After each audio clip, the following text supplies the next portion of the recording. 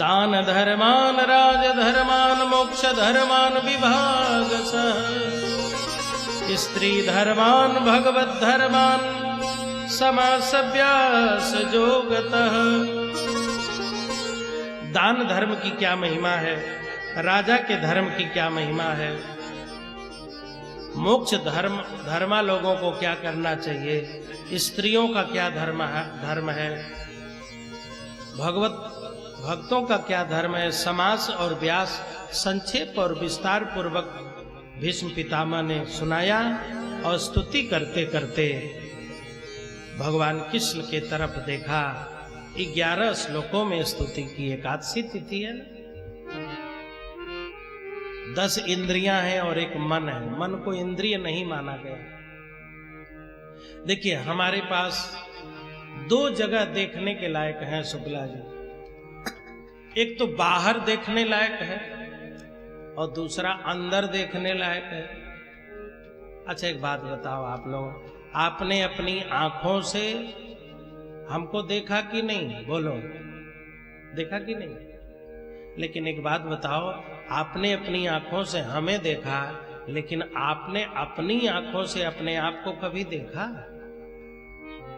शीशा में नहीं, शीशा देख के नहीं कह रहा हूं। जैसे हमें देख रहे हो वैसे अपनी आंखों से अपने आप को देखा। और यही विचित्र बात है कि आंखें दूसरों को देखती हैं लेकिन अपने को कभी देखती ही नहीं। जगत को समझने के लिए जो साधन है उसी को बहिकरण कहते हैं। कान बाहर को खुला है, आंखें दूसरे को देख रही हैं, लेकिन आंखों ने दूसरों को जैसा देखा अपने आप को कभी नहीं देखा। देखा भी तो शीशा में देखा, दर्पण में देखा, और दर्पण का क्या भरोसा, तुरंत टूट गया। अंदर को देखने के लिए 4 करण बने हैं, मन, बुद्धि, चित्त और अहंकार। ये इन चारों को अंतःकरण कहते हैं। ये अंदर देखने के लिए बना है। और बाकी 10 इंद्रियां बहिकरण हैं, ये बाहर देखने के लिए बनी है। आंख का तो पता है, डॉक्टर लिख भी देता है, आंख का जांच करा के आओ, कान का जांच करा के आओ, नाक का जांच करा के आओ। लेकिन आज तक किसी डॉक्टर ने यह भी लिखा कि तुम अपने मन का जांच करा के आओ। और दुनिया के किसी भी मशीन का ऐसा निर्माण नहीं हुआ जो आपके मन का जांच करे और बतावे कहाँ है।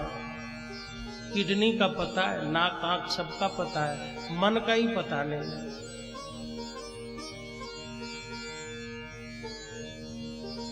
भीष्म पितामह ने अपने मन से कहा, हे मन, मनमोहन खड़े हैं, चले आओ। कहाँ हो? मन भी आ गया। तो 10 इंद्रियां और मन के द्वारा, मतलब अंतःकरण और बहिकरण दोनों को कृष्ण पर केंद्रित कर दिया। और पितामह लगे भगवान की स्तुति करने। बहुत दिव्य स्तुति की है भीष्म पितामह ने। स्तुति करते हुए भीष्म पितामह कहते हैं, सफर जिंदगी के अधूरे हमारे, कृपा सिंधु आनंद घन श्याम पारे। सफर जिंदगी के अधूरे हमारे, कृपा सिंधु आनंद घन श्याम प्यारे। सफर जिंदगी के अधूरे हमारे, कृपा सिंधु आनंद घन श्याम प्यारे। सफर जिंदगी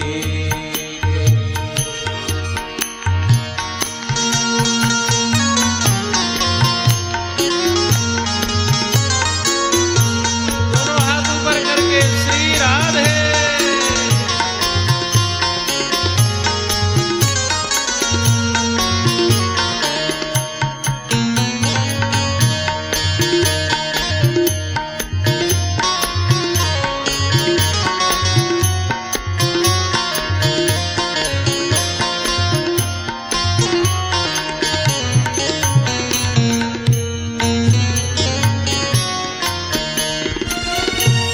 लगा लो शरण में हमें दीन बंधु, लगा लो शरण में हमें दीन बंधु। सभय हूँ अभय कर दया धन हमारे, सभय हूँ अभय कर दया धन हमारे। सफर जिंदगी के अधूरे हमारे, कृपा सिंधु आनंद घनश्याम प्यारे। सफर जिंदगी अधूरे हमारे, कृपा सिंधु आनंद घनश्याम प्यारे।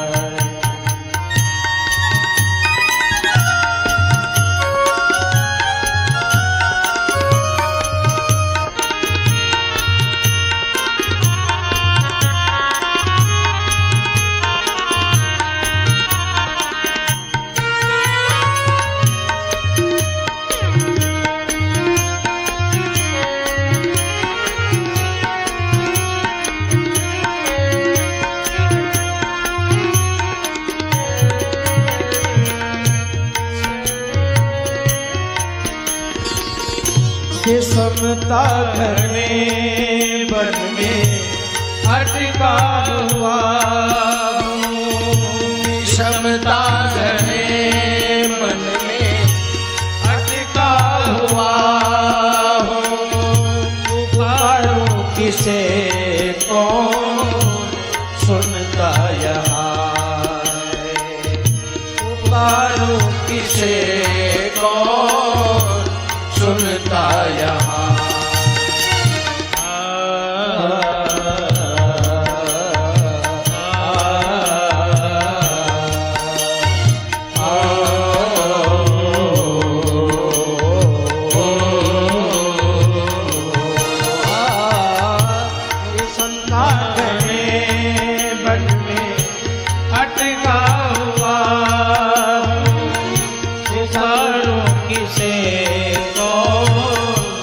सुनता पता ही नहीं कौन सापत हमारा। पता ही नहीं कौन सापत हमारा। घटता हुआ घायल हो भय सफर जिंदगी अधूरे हमारे, कृपा सिंधु आनंद घनश्याम प्यारे। सफर जिंदगी अधूरे हमारे, कृपा सिंधु आनंद घनश्याम प्यारे।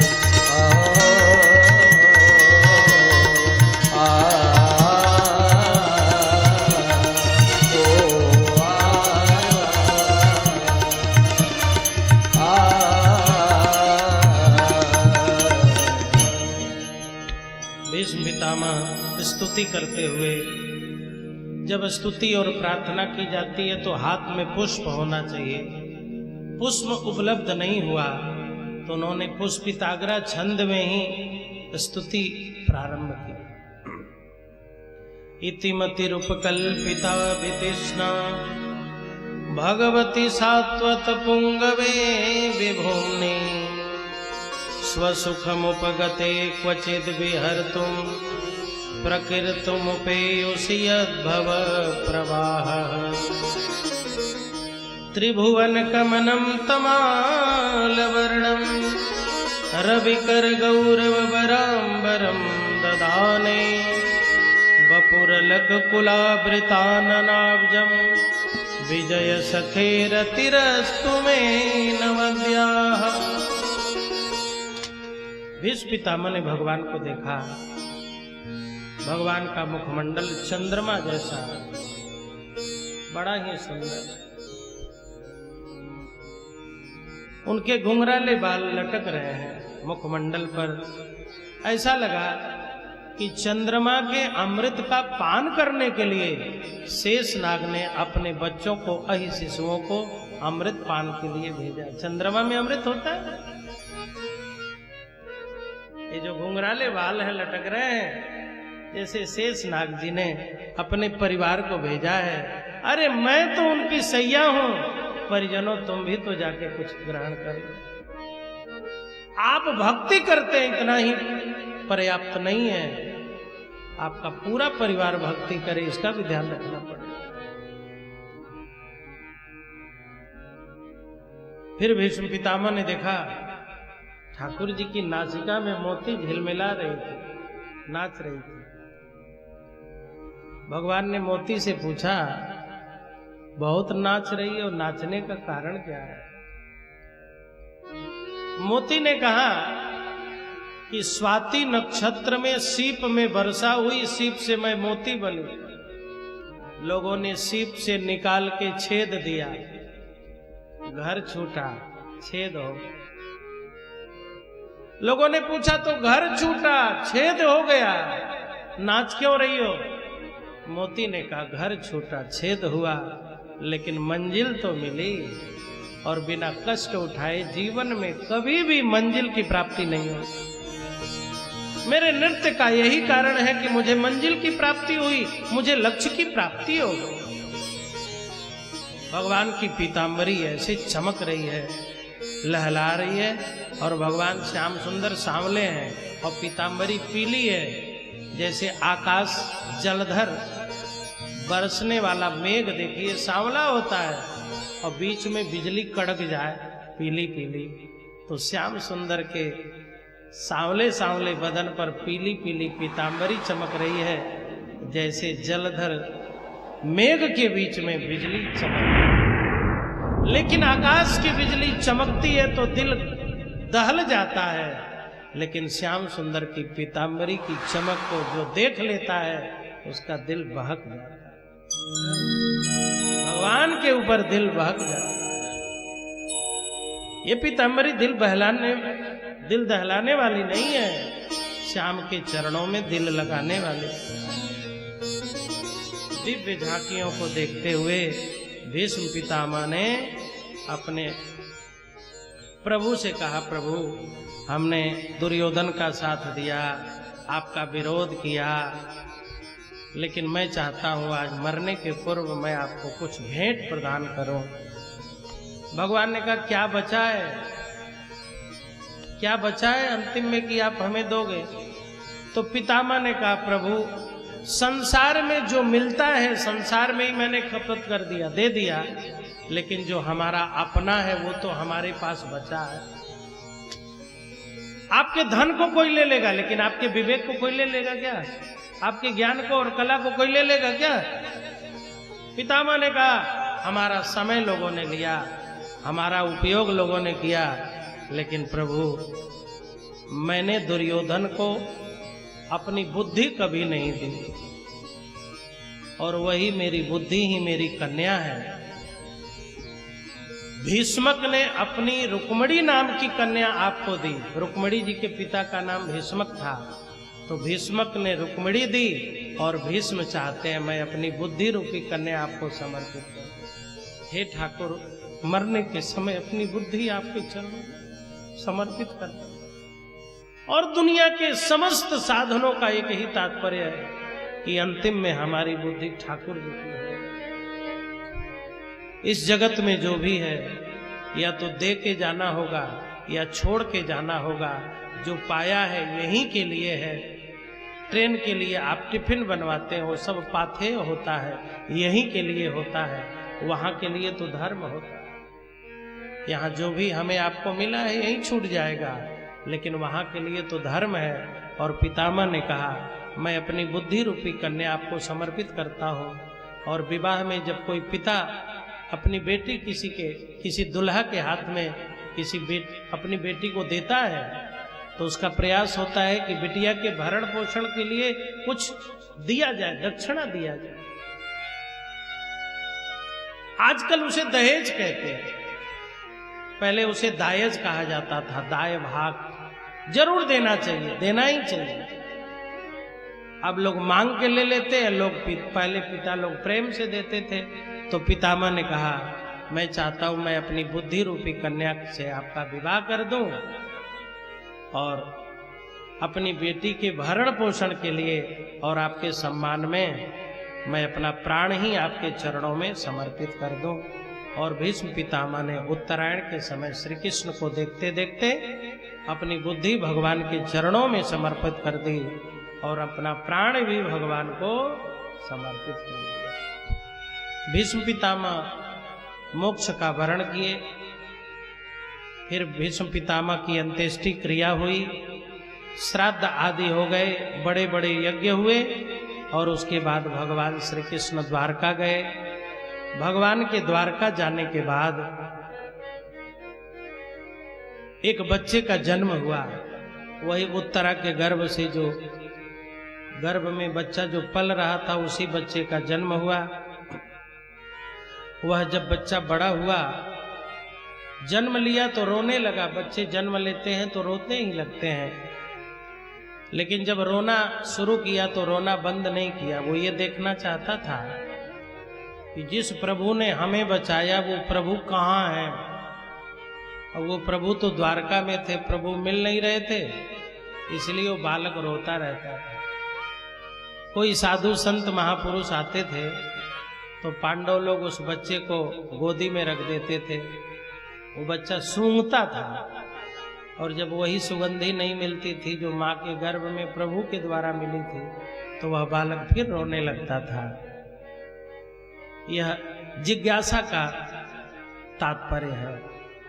हर एक जीव को जिज्ञासा होनी चाहिए, मेरा संबंध किससे है, मैं कौन हूँ, कोयम कथम आगतः, मैं कौन हूं, कहां से आया हूं, मेरे संबंधी कौन है, वास्तविक संबंध मेरा किससे। वह बालक रोता रहता था। ब्राह्मणों ने नामकरण किया, कहा भगवान विष्णु ने बचाया इसलिए इस बच्चे का नाम होगा विष्णुरात। ये पृथ्वी के समान क्षमाशील होगा, सूर्य के समान तेजस्वी होगा, सिंह के समान पराक्रमी होगा, बाली के समान दाता होगा, रंधिदेव के समान उदार होगा। लेकिन 41 वर्ष की आयु में इसे श्राप लगेगा और इसे सांप डस लेगा, इसकी मृत्यु हो जाएगी। ब्राह्मणों के द्वारा यह भविष्य कथन सुन करके घर वाले घबरा गए। महाराज, सांप डसने से, जहर खा के मरने से, अकाल मृत्यु से जो मरण होता है उसमें मुक्ति नहीं मिलती है, जीव को भटकना पड़ता है। तो इस बालक को सांप डस लेगा तब तो मुक्ति नहीं होगी, भूत प्रेत बनना पड़ेगा। तो ब्राह्मणों ने कहा कि इसे सांप तो डसेगा, लेकिन सर्पदंश के पूर्व यह बालक श्रीमद् भागवत महापुराण की कथा सुन के मरेगा, इसलिए यह श्री कृष्ण के धाम का अधिकारी बनेगा। बड़ा सुंदर मार्गदर्शन हुआ। भगवान कृष्ण से देवताओं ने द्वारका में आके विनती की, आप अपनी लीला पूरी करें। भगवान कृष्ण अपनी लीला पूरी करके अपने धाम गए। पांडवों को पता चला कि प्रभु अपनी लीला पूरी कर लिए, तो पांडव हिमालय चले गए। धृतराष्ट्र, गांधारी, विदुर, द्रौपदी सब हिमालय के लिए चले गए। सबने यथा स्थान मोक्ष को प्राप्त किया। पांडव जब जाने लगे तो उत्तराधिकारी के रूप में अपने राज्य में परीक्षित को स्थापित किया और परीक्षित जी अब हस्तिनापुर के राजा बने, पांडवों के उत्तराधिकारी बने। रथ पर बैठे हैं और अपने राज्य में घूमने के लिए निकले हैं। जरा देखो मेरे राज्य में क्या हो रहा है। और जब निकलते हैं तो सब जगह बस एक ही बात सुनाई देती है, भगवान कृष्ण ऐसे थे, अर्जुन ऐसे थे, पांडव ऐसे थे। भगवान श्री कृष्ण ने द्रौपदी के लिए साड़ी के रूप में अवतार लिया था। दुर्योधन बहुत बुरा था। बुराई को कभी ग्रहण नहीं करना है, इस रूप में चर्चा होती थी। और अच्छाई की चर्चा, ताकि प्रेरणा मिले। ये जो भागवत की मैं कथा सुना रहा हूं, ये सारी कथाएं अतीत की हैं, भूतकाल की हैं, लेकिन मेरा तात्पर्य आपको अतीत और भूतकाल और पीछे ले जाना नहीं है। जैसे राजा परीक्षित ने महात्मा के गले में सांप डाला, ऐसे आप किसी के गले में सांप न डालना, ये बताने का तात्पर्य। अच्छा, अतीत में जाने का एक अपना मजा है। मैं आपको अतीत में ले जा रहा हूं। आप अभी युवा हैं, 20 चिंताएं हैं कि नहीं, बोलो। अब आप अपने अतीत में जाइए। जो 80 साल के हैं वो 60 साल में जाएं, मजा आ जाएगा कि नहीं, पकौड़ी खाएंगे। अब जो 60 साल के हैं वो 40 साल में जाएं, मजा आ जाएगा कि नहीं, अरे बोलो ना। जो 40 साल के हैं वो 20 साल में जाएं, मजा आएगा कि नहीं। जो 20 साल के हैं वो 10 साल में जाएं, और जो 10 साल के हैं बालक हो जाए। जो देखा वही गोदी लिया, जो देखा वही टॉफी दिया, जो देखा वही प्यार किया। आप अतीत में जितना जाएंगे सुखी होते जाएंगे। साहब, मैंने देखा, मेरे एक मित्र थे, कथावाचक थे, जब वो मरे तो उनका नन्हा बालक, मरे थे और उनका नन्हा बालक टॉफी खा रहा था, उनके शरीर पर लोटपोट हो रहा था, जैसे हमारे पापा जी फिर हम जीवित हो जाएंगे, हमको गोदी में बैठाएंगे। इसीलिए बालक को दत्तात्रेय भगवान ने गुरु बनाया। गरीब के घर का बालक भी मस्त ही होता है।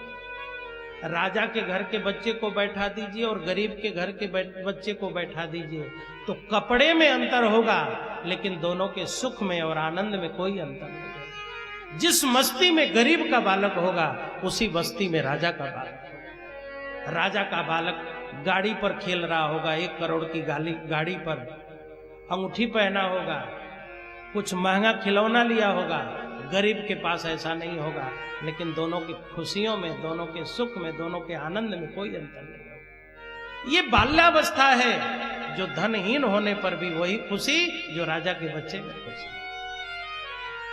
आप ज्यों-ज्यों अपने अतीत में जाएंगे अच्छा होगा, और ज्यों-ज्यों आप आगे जाएंगे बुरा ही होना। आगे बढ़ोगे, मरना ही, बूढ़ा ही होना है, खराब ही होना है। अब अच्छा क्या होगा? अब हम लोग का अच्छा होना है क्या? अब जो भी होना है गड़बड़ ही होना। अतीत में जाओ और ये सीखो कि गलतियों को दोहराना नहीं है और अच्छाइयों को ग्रहण करना। इसीलिए हम लोग अतीत की कथा सुनाते हैं, श्री राम की कथा, कृष्ण जी की कथा।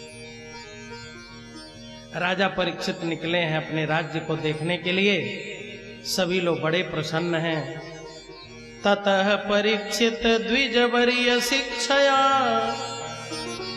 महिम महाभागवतः ससास यथा हि सुत्यावभिजात को विदा समाधि महद्गुणस्तथा।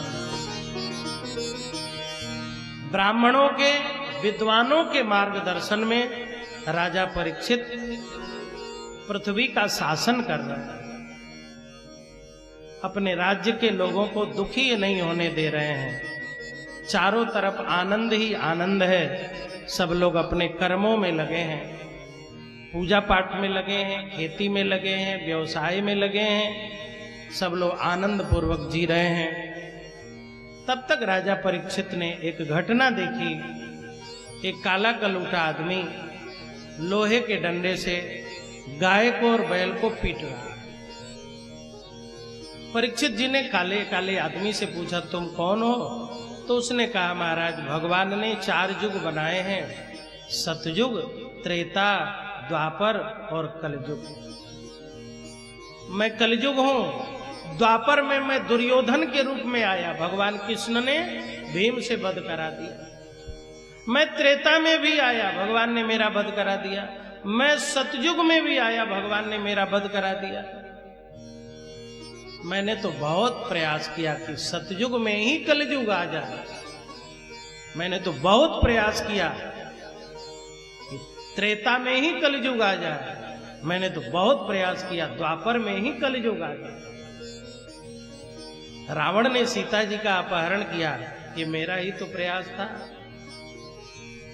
हिरण्यकश्यप ने प्रहलाद जैसे नन्हे बच्चे को जहर दिया, ये कलयुग का ही तो प्रयास था। द्वापर युग में द्रौपदी की साड़ी खींची जा रही थी, ये कलयुग का ही तो प्रयास था।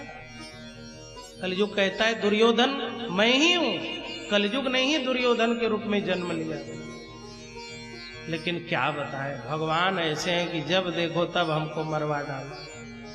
अब हमारा समय आया है, अब मैं कलयुग हूं, मुझसे बचा जा सकता है लेकिन मुझे मारा नहीं जा सकता। अंधकार में आप बल्ब जला सकते हैं लेकिन अंधकार का आत्यंतिक नाश नहीं कर सकते। बुराइयों का कभी भी आत्यंतिक नाश नहीं होता, ये कम और अधिक मात्रा में हमेशा से रहती हैं। सतयुग में कम बुराइयां, कलयुग में अधिक बुराइयां, मात्रात्मक अंतर होता है, लेकिन अच्छाइयां बुराइयां हमेशा रहती हैं। बुराइयों से बचा जा सकता है, बुराइयों का कभी नाश नहीं हो सकता। बुराइयों के पीछे न पड़िए, बुराइयों से बचिए।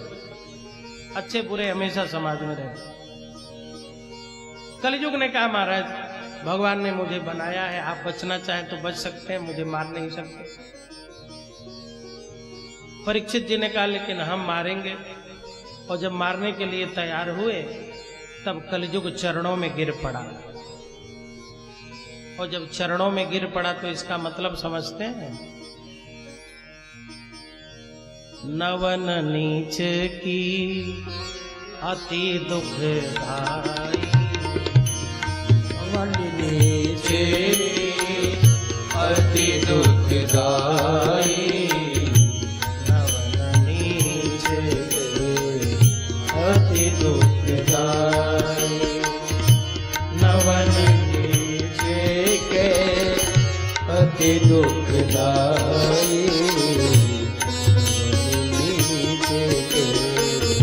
अति दुखदाई।